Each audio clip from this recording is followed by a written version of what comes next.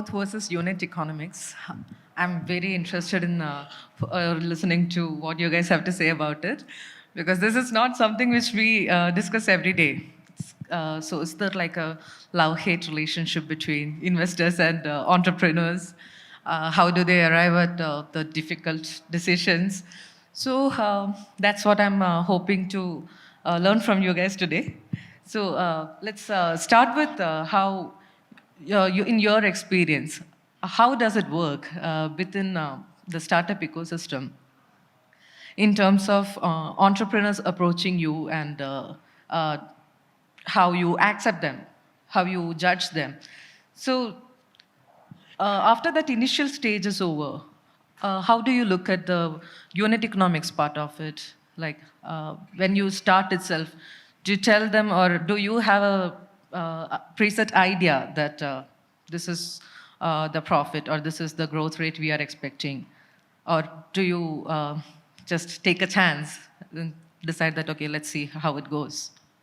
Um, Hi guys, it's a privilege to be here, and thanks Azra for introducing. On unit economics, for Zerodh, we focus on very early stage, sometimes idea stage companies into the AI ML sector. So asking them for unit economics might not be the right question. So we kind of evaluate that maybe the next couple of years, their unit economics might make it better for us to live. So we take a chance based on the product versus the ideal reality that there is, because we are focused in AI, and I know everyone would read or see a deck that has an AI on it. So as a keyword, I mean. And so my main job is to figure out if there is a difference between the deck and the product which needs an AI or not. So if there is a problem statement and a solution that's there on the deck, and I'm sure it has AI ML written at the problem as well as the solution. So I just skip that word and then read through and see if they actually need AI on it, or is it a problem that can be fixed in some other way. And then I speak to them, and that's how I begin. And first 10 minutes or maybe 15 minutes, I take a decision on my thought process. And the next 20 minutes, I figure out why I could be wrong. And that's how I do it, yeah. But even if you are very confident about a startup, how long are you, ready to wait for profit? When should a startup just stop raising funds and focus on profit? I hope there was an answer to that, but maybe it depends on the founders. I'm not a big, personally, not a big fan of large fundraisings, but then as an investor, I cannot hate it as well. But there's no such number. But most likely, AI-focused companies take 2 to 3 years to make a lot of ROI in terms, other than on ROI on paper. ROI and bank accounts take longer. Yeah. What do you think, Ratish? So it depends on the stage of the startup. Like we have made 3 investments so far. First is in a company called Rev Sales, and they are basically deal automation for medium and large enterprises, as sales deal automation. The second company, and they are pre-revenue. The second company is basically a company called Prima Seller, and they help in their point of sale application with integration with omni-channels like Shopify, Magento, and they also do a lot of inventory optimization for retail stores. They are 80K plus revenue. And the third company is 50s.ai. That is, they are DevOps for machine learning. They are again pre-revenue. And the fourth company will be making in a company called, they're in the customer data platform. They're already clocking a revenue of $1.2 million. And so kind of depends on what stage that particular startup is. So if it's pre-revenue, what the criteria that we look into is that how do we kind of get at a very early stage pilots for them, and if possible paid pilots, and then once we get those pilots, convert them into a paid customers. So that is what we kind of focus on, and then the whole discussion is around the product market fit and how to get their first client. But if it's kind of, let's say the company, that the fourth company, since we just closed the term sheet and we just not wire the money, I'm not able to tell the name, but it's already clocking $1.2 million. So for them, it's all about scaling, and especially in the US markets. So they're doing pretty well, 30 plus clients in India, but how to get them to the US and scale there. So it's kind of varying in terms of the stage in which that particular startup is, and it's all about getting to the next level, and then from there go about scaling from there. And how about you, Shalini? Do you have a thesis you base your decisions on? So I think at a very early stage company, right, there is only so much you can look at, because there is really no numbers that you can say or metrics that you can say, hey, you know, this company is really killing it, right? I mean, so essentially it's about the team and the target market and the problem that they're really trying to solve, right? And the technology and how does it all tie everything together, right? In terms of problem solving. And of course the timing of it itself, right? I mean, is India really ready for it? And is the market ready for it? So, you know, there's not so much of traction based on which you can really judge if the company is good or not, right? I mean, I think most of us do it around the same stage. We all come in very, very early. So you really betting on the team, right? To see how much experience do they have, how much knowledge do they have of, you know, what they're building, right? And above all, how passionate and you know, they are about solving this problem itself, right? So there's only so much you can look at. But in terms of fundraising, I'm sure all of them here will agree that as a seed investor, we want them to be raising as long as they can, right? I mean, because it's all about hyper growth mode. It's about scaling. It's not just within India. A lot of them have started scaling and going outside of India as well, right? So all of that needs capital. So yeah, so we want them to be raising money so that they're growing, right? And so that's my answer. Yeah. And for those who don't know, Ray is from Canada, and I've heard that Canadians are the nicest people on earth. So my question to you is, how do you have a difficult conversation with an entrepreneur, whether it is about funding or the way they are executing, something which you are not satisfied with? So is it like Ankit earlier said in the previous session, it's like a mother-in-law relationship rather than a dating relationship?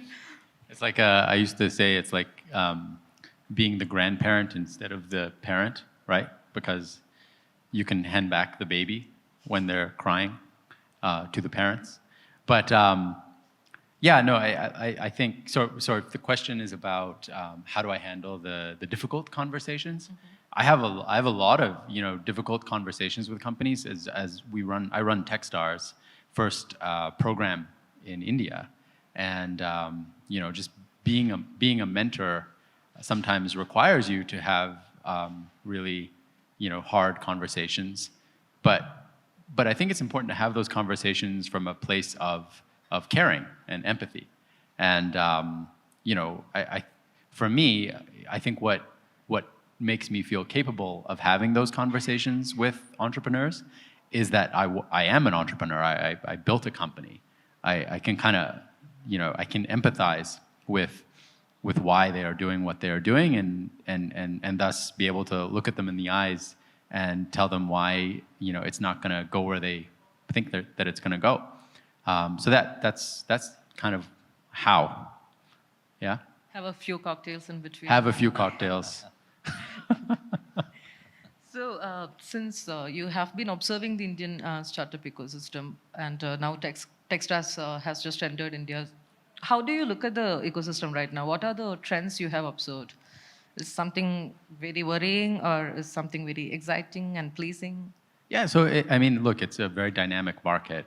Obviously, you know, the India story on the world stage is very exciting.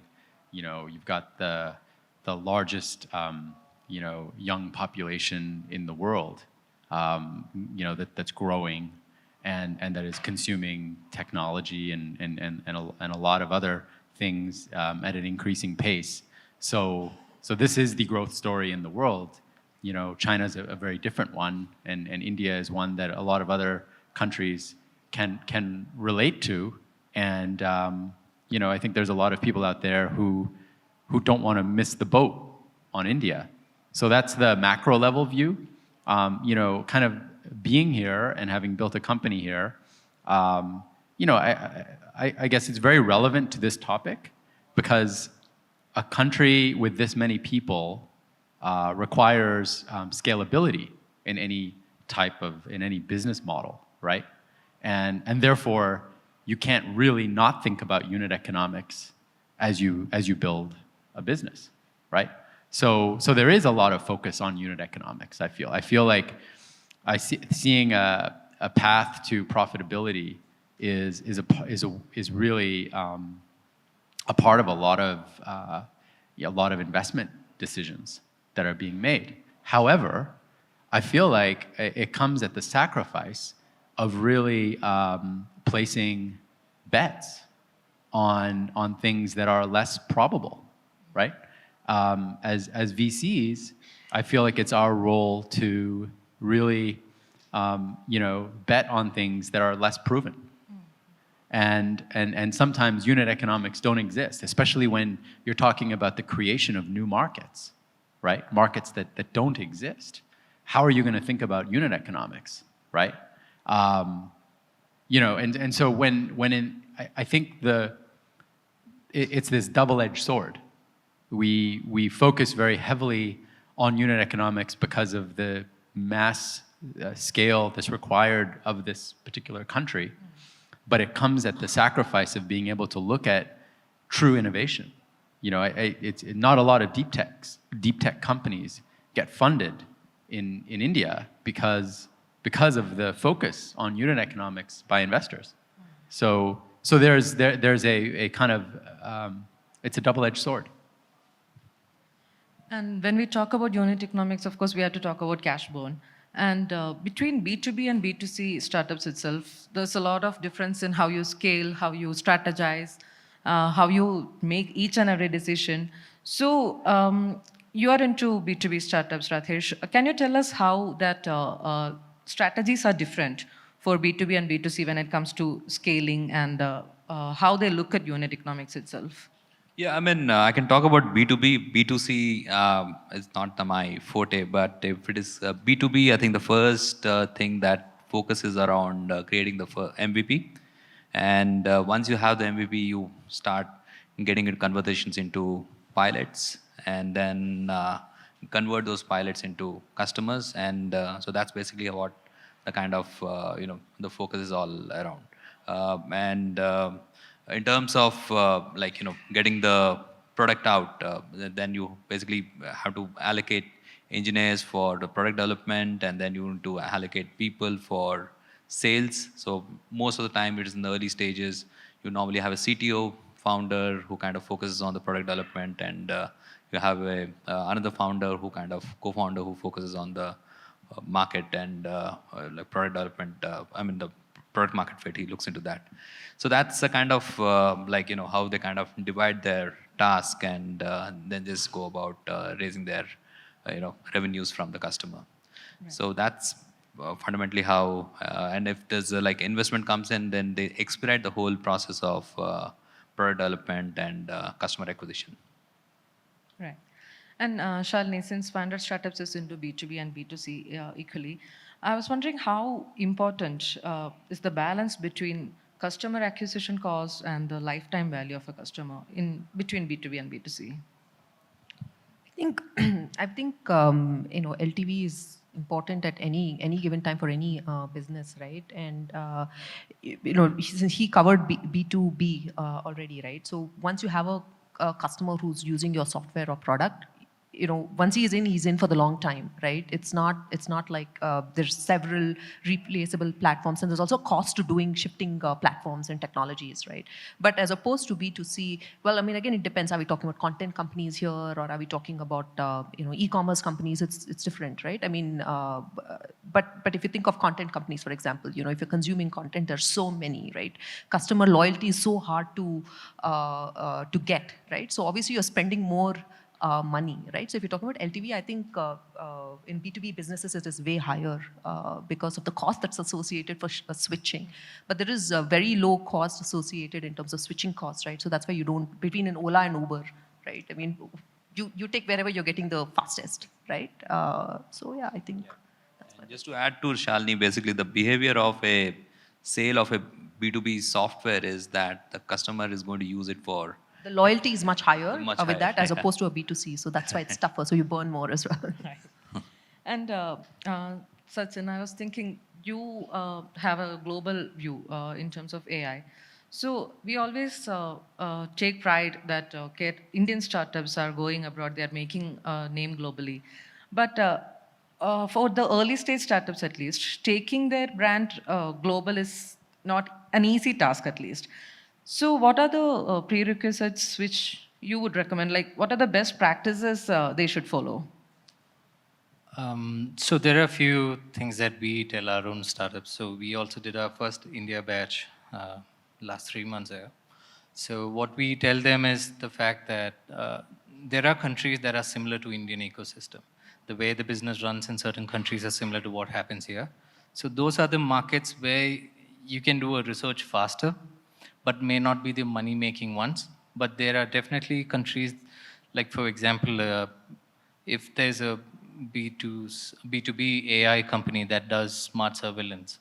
So that kind of a market is quite generic everywhere, as in the crimes are unfortunately same everywhere and it's quite hurtful for all. But that solution can be going everywhere as a common factor.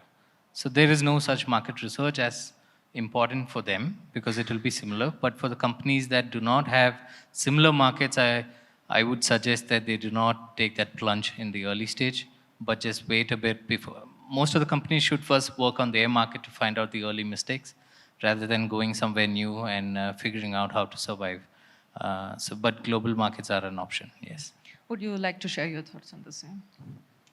Yeah, so, I think it's like, look, I can tell you as an entrepreneur, I built a company. I started in Toronto, Canada, which is my hometown, to focus on emerging markets, to try and I was bringing the next billion online through video streaming in 2009.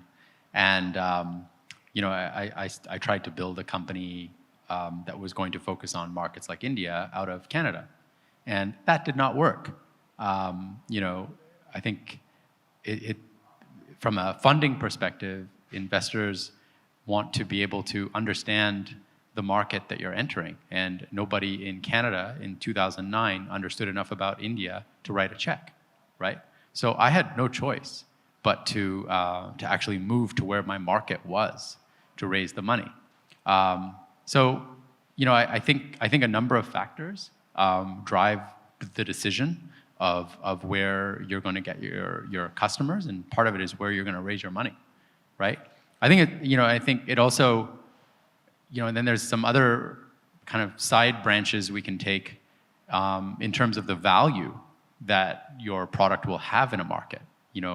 For enterprise SaaS as an example, I think I can say it's pretty much a well-known fact that Indian companies don't value Indian-built enterprise SaaS to the extent that other companies do in other markets around the world, right? So, I have this discussion with some of our companies a lot, which is where do you sell?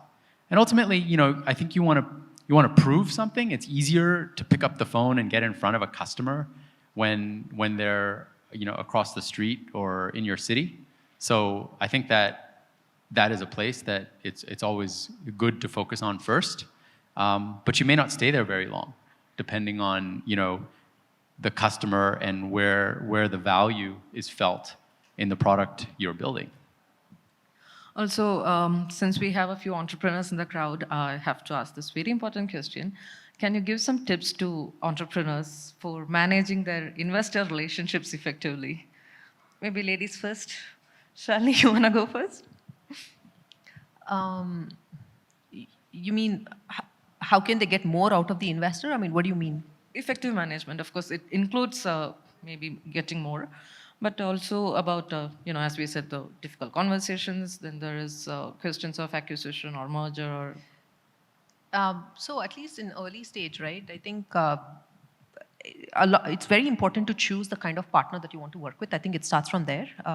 So there's wise money and there's dumb money, and there are partners who would be best for you, right? I think it's good to know who you actually want to work with. Sometimes very early on in the business, there's a certain direction as an entrepreneur that you want to grow your company, right? And if an investor thinks otherwise, it's good to always manage that expectation right from the beginning before you sort of have this relationship, right? It's almost like marriage, or it's worse than marriage. You can't get out of it that easily once you take the investor money in, right? So, it's important that you set the expectation right from the beginning. And of course, in terms of managing the investor expectation or maintaining a good relationship, it's always important to derive most out of your investor as well, because of course, although somebody has given you capital, they're also a partner in your business, right? So it's important that you reach out every time you need any help. A lot of founders don't reach out to their investors until the last minute when something is really horribly gone wrong. So it's important to treat them as an equal partner right from the beginning and not feel guilty about it because you've taken capital from there. So reach out all the time, every time that you need help. They're equal partners in your business. And it's also good to set expectations in terms of if someone's like really drilling your numbers every month and all of that, right? And I know a lot of people get very stressed, when an investor calls, we have to pick up and start giving these updates. And while it is hard if you've not hit those numbers, etc. Again, reach out for that help. See what you can do. You never know. A lot of times, just one connection might help. Like Radesh was saying, if you haven't hit your MVP, or if you're looking for somebody to pilot your product with, right? I mean, an investor would not know what's going on, especially if he has a portfolio of 30 companies or 20 companies, right? It's very hard to keep track unless you've reached out. So don't wait for your investor to reach out to you. You can also reach out every time you need any help. I know Rathesh has to share something on this. Basically, I was talking about the previous question about going global. So I would basically add on to what Sachin and Ray had told. So one is the trust factor. And let's say you identified your market globally, but you want to go there. Basically, the idea is that how they can trust. So important is that how to kind of get those trust factors. And there are quite a few ways in which you can go about getting the trust factor. I think having investors, or having partnerships, or having mentors, very well-known mentors, or people who have done that particularly before on the board, that kind of helps the trust factor. Second is mentoring, having capable guys who want to mentor that, and then connect to that ecosystem there. So I think these are very important things for a particular startup to go and do that soft landing in a global market. And with regard to conversations, I think from our perspective, we are like more a founder first philosophy, and would like to be more like an hands-on mentoring. I mean, given my background, I was been IBM for last 17 and a half years with a lot of experience around technology, sales, and business development. So kind of work with them in a lot of brainstorming and whiteboarding and all that to see how they can arrive on their product roadmap, product architecture, market, how they can reach out to this particular market, what are the digital marketing strategies and stuff like that. So it's more like a working with them as a team. And I completely agree with Shalini that there needs to be a very good communication channel between the investors and the startup. It kind of helps. And in terms of people reaching out to us, and I think it's so far, most of the people who have reached out to us are B2B startups and focusing on the US market. So that way, there's not any much of like communication gap for people who are reaching out to us. So on the last question, right?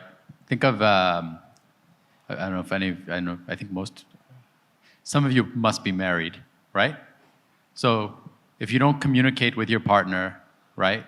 If you take them for granted, right? If you